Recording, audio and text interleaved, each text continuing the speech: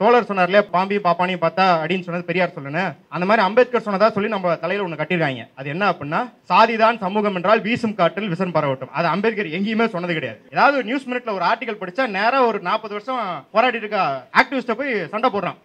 பழங்குடியின மக்களை வதைக்கிறாங்க அப்படின்னு ஒரு நியூஸ் வருது, ஒரு ஆக்டிவிஸ்ட் போடுறாங்க, போஸ்ட் போடுறாங்க. இவன் இப்பதான் மேக்ஸிமம் படிக்க ஆரம்பிச்சிருக்கான். அவங்கள்ட்ட போய் how dare you support militants, shame on you அப்படின்னு போடுறான். டேய், உனக்கு பிரச்சனை என்னன்னு தெரியுமா முதல்ல அப்படின்னு இருக்கு. சங்கியோ இல்ல சாதியவாதியோ மட்டும் உங்களை ட்ரிகர் பண்ண மாட்டான். இந்த புத்தெல்லாம் படிச்சுட்டு கருத்தை முன் வச்சீங்கன்னா, இவ்வளவு நாள் உங்க கூட பயணிச்சவங்களே உங்களுக்கு எதிரான கருத்துக்களை முன் வைப்பாங்க, உங்களை ட்ரிகர் பண்ண பார்ப்பாங்க, உங்களை முழுக்க முழுக்க பொய் பிரச்சாரம் செய்ய பார்ப்பாங்க. அந்த வேங்கையை போல் போராடிய வீரர் யார், வேறு யார், வெல்ல முடியாதவர் அம்பேத்கர். மனித குலத்தை பிரித்த மதத்தை அழிக்க பிறந்த வீரர், மனு தர்ம தத்துவத்தில் நெருப்பு வைத்த சூரர். மனித குலத்தை பிரித்த மதத்தை அழிக்க பிறந்த வீரர், மனு தர்ம தத்துவத்தில் நெருப்பை வைத்த சூரர். வர்ணசாதி நெறிமுறையை திரைகிழுத்த மேதை, வருணசாதி நெறிமுறையை திரைகிழுத்த மேதை. வரலாறு நமக்களித்த புரட்சிக்கான பாதை, வெல்ல முடியாதவர் அம்பேத்கர். சரி, அரசியலாம் அவங்க பேசிட்டாங்க. நம்ம சும்மா அம்பேத்கரோட பிறந்தநாள் இன்னைக்கு. ஆனா அந்த ஏப்ரல் 14 உலகுக்கு அறிவிச்சு யாரும் தெரியுமா? இந்திய கம்யூனிஸ்ட் கட்சி 1933 ஆர்பி மோரே தலைமையில முதல்ல ஏப்ரல் 14 அம்பேத்கர் பிறந்த நாள்னு சொல்லி கொண்டாடினது அன்னைக்கு தான். ஆர்பி மோரே கம்யூனிஸ்ட் அப்படின்னாலும் அவர் அம்பேத்கரோட சீடரும் கூட. அந்த தொடர்ச்சியில தான் இன்னைக்கு இந்திய கம்யூனிஸ்ட் கட்சி அம்பேத்கரின் நூலை வெளியிடுகிறது. இப்போ நான் 5 நிமிஷம் கொடுத்துருக்காங்க இல்லையா, 5 வரி அம்பேத்கரோட 5 வரியை மட்டும் சொல்லிடுறேன். அரசியல்லாம் இல்லை, இந்த புத்தகத்தை எப்படி வாசிக்கணும், அந்த வாசிச்சு கருத்தை எப்படி வளர்த்திக்கணும்ன்றதுதான். முதல்ல இந்தியாவில் சாதிகள் பற்றி அவர் கட்டுரையை சமர்ப்பிக்கும் போது அம்பேத்கர் சொல்றாரு, இதுல நான் ஆய்வு பண்ணி எழுதுனது நான் உன்னை தெளிவுபடுத்திக்க விரும்புறேன். இந்த பிரச்சனையில் எனது கருத்து இறுதியானது, அதுதான் இறுதியான கருத்து என்று நான் எங்கேயும் சொல்ல முற்படவில்லை. இந்த திசையில் யாரும் செல்லவில்லை என்று ஒரு பாதையை அமைக்கிறேன், அதில் பல பேர் பயணிப்பாங்க அப்படின்னு. இவ்வளோ படிச்சு ஆராய்ச்சி பண்ணி இவ்வளோ புக் எழுதின அம்பேத்கர் அப்படி சொல்றாருன்னா, ஒரு கட்டுரையை படிச்சுட்டு கம்பு சுத்திட்டு இருக்கோமே, நம்ம எப்படி இருக்கணும் அப்படின்னு யோசிக்கணும். ஏன்னா இன்னைக்கு அந்த போக்கு நிறைய இருக்கு, அதுவும் சமூக வலைதளங்கள் ஏகப்பட்டது இருக்கு. ஏதாவது ஒரு நியூஸ் மினிட்ல ஒரு ஆர்டிகல் படிச்சா நேரா ஒரு 40 வருஷம் போராடி இருக்க ஆக்டிவிஸ்ட போய் சண்டை போடுறான். பழங்குடியின மக்களை வதைக்கிறாங்க அப்படின்னு ஒரு நியூஸ் வருது, ஒரு ஆக்டிவிஸ்ட் போடுறாங்க, போஸ்ட் போடுறாங்க. இவன் இப்பதான் மேக்ஸிமம் படிக்க ஆரம்பிச்சிருக்கான். அவங்கள்ட்ட போய் how dare you support militants, shame on you அப்படின்னு போடுறான். டேய், உனக்கு பிரச்சனை என்னன்னு தெரியுமா முதல்ல அப்படின்னு இருக்கு. அப்ப அம்பேத்கர் எந்த கருத்தும் நம்மளோட கருத்து இறுதி கருத்து இல்ல, அதுல ஏகப்பட்டது இருக்கு அப்படின்றத புரிஞ்சுக்கணும். ஆனா இதுக்கு எக்ஸாக்ட் ஆப்போசிட்டா ஒரு கும்பல் இருக்கு. அவங்களுக்கு அம்பேத்கர் தீண்டத்தவள் யார் அப்படின்றதோட முகவரியில ஒரு வரி சொல்றாரு.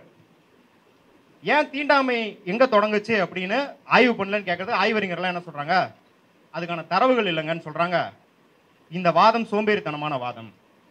அதுக்கு அம்பேத்கர் என்ன சொல்றாருன்னா, அவர் நான் ஒரு எக்ஸாம்பிளோட சொல்றேன். இப்போ 600 AD வரைக்கும் உங்களுக்கு ஹிஸ்டரி இருக்கு, அப்புறம் 700 AD இருந்து ஹிஸ்டரி இருக்கு. 600 to 700 அதுக்கு தரவு இல்லைன்னா அம்பேத்கர் என்ன சொல்றாருன்னா, ஒரு வரலாற்று ஆசிரியரோட கடமை உங்களோட படிச்ச கற்பனை திறனை வச்சுக்கிட்டு ஒரு வியூகத்தில் அதுக்கு முன்னாடி நடந்தது என்ன, பின்னாடி நடந்தது என்ன அப்படிங்கிறதுக்கான இணைப்பை கற்பனையாக நீங்க வளர்த்து ஒரு ஒர்க்கிங் தியரியை கொடுங்க. அது பிற்காலத்தில் தரவு வந்தா தப்புனா அதை மாத்திக்கலாம்.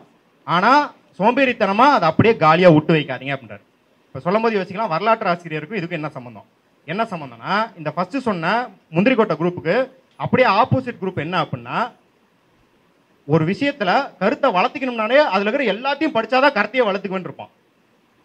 ஏன்டா இதை பத்தி உன் நிலைப்பாடு என்னப்பா அப்படின்னு கேட்டா, இல்ல இதுல 2 புக்கு தான் படிச்சிருக்கேன், நான் எப்படி நிலைப்பாடு, டேய் நான் 2 புக்கு கூட படிச்சது இல்லடா, எனக்கே ஒரு நிலைப்பாடு இருக்குடா அப்படின்னு இருக்கு இல்லையா. அதை அம்பேத்கர் நம்மளுக்கு சொல்லித்தராரு. ஏன் அப்படின்னா, நீங்க ஒரு கட்டுரை படிச்சாலும் சரி, ஒரு புத்தகம் படிச்சாலும் சரி, இல்ல ஒரு செய்தி படிச்சாலும் சரி, அந்த பிரச்சனையில நீங்க போய் யாரையும் போய் கடிக்க கூடாது இல்லையா, உங்களுக்கான கருத்தை வளர்த்தி கொள்ள வேண்டும்.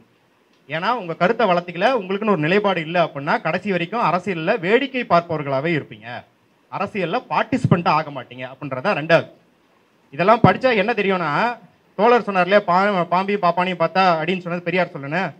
அந்த மாதிரி அம்பேத்கர் சொன்னதா சொல்லி நம்ம தலையில ஒண்ணு கட்டிருக்காங்க. அது என்ன அப்படின்னா, சாதிதான் சமூகம் என்றால் வீசும் காற்றில் விசன் பரவட்டும். அது அம்பேத்கர் எங்கேயுமே சொன்னது கிடையாது. ஏன்னா அது பாவம் எழுத்தாளர் இந்த லிரிசிஸ்ட் இருக்காருல பழனி பாரதி, அவர் 2012 ஒரு பிளாக்ல எழுதியிருக்காரு. அதை எடுத்து அம்பேத்கர் தலையில கட்டிட்டாங்க. ஆனா அம்பேத்கரை நீங்க ஒழுங்கா, நான் இப்ப முன்னாடி ஃபர்ஸ்ட் 2 சொன்னேன் இல்லையா, அந்த மாதிரி படிச்சா அம்பேத்கர் இந்த மாதிரி பேசக்கூடிய நபரே இல்லைன்னு தெரியும். ஏன்னா அம்பேத்கர் ஆகட்டும், பெரியார் ஆகட்டும், மார்க்ஸ் ஆகட்டும், எப்பயுமே உலகத்தை ஒரு ஹோப்ஃபுல்லா தான் பார்த்திருக்காங்க, ஒரு நம்பிக்கையோட தான் பார்த்திருக்காங்க. உலகம் அழிஞ்சு போட்டோம், நம்ம வந்து எம்ஆர் ராதா மாதிரி இந்த நாடும் நாட்டு மக்களும் நாசமாக போகட்டும் எப்பயுமே சொன்னது கிடையாது. ஸோ இது 3வது, ஜின்னா காந்தி கண்ணாதே அப்படிங்கிற தன்னோட உரைக்கு முன்னுரையில் அம்பேத்கர் சொல்றாரு, காங்கிரஸ்காரன் என்னை பத்தி நிறைய விமர்சனம் எழுதிட்டே இருக்கான், அதுக்கெல்லாம் ஏன் பதில் சொல்லுன்னு கேட்குறாங்க. எதுக்கு நான் பதில் சொன்னோம்? அவன் என்ன சொல்லுவான்னு எனக்கு தெரியும், உங்களுக்கும் தெரியும். என்ன தனிமனித தாக்குதல் பண்றான், அதுல ஏதாவது என் மக்களுக்கு புரிய வைக்கிறதுக்கு இருந்தா நான் அந்த விமர்சனத்துக்கு பதில் சொல்லலாம். இவனுக்கு விமர்சனத்துக்கு பதில் சொல்லி நான் நேரத்தை விரயம் பண்ண விரும்பல அப்படிங்கிறாரு.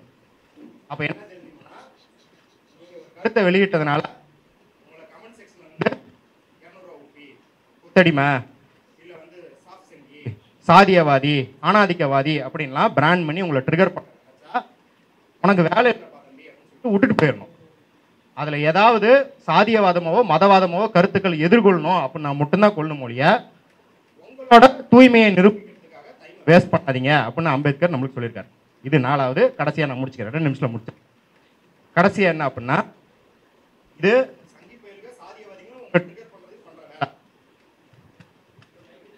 அம்பேத்கர் பைபிளை படிச்சுட்டு சொல்றாரு, மோசஸிடம் இருந்து யாரும் கற்றுக்கொள்ளாத பாடத்தை நான் கற்றுக்கொள்கிறேன். என்னன்னா, மோசஸ் ஈஜிப்ட்ல இருந்து மக்களை அடிமைச்சங்கிலிருந்து விடுவிச்சு கூட்டிட்டு வர்றாரு தங்களோட தேசம்.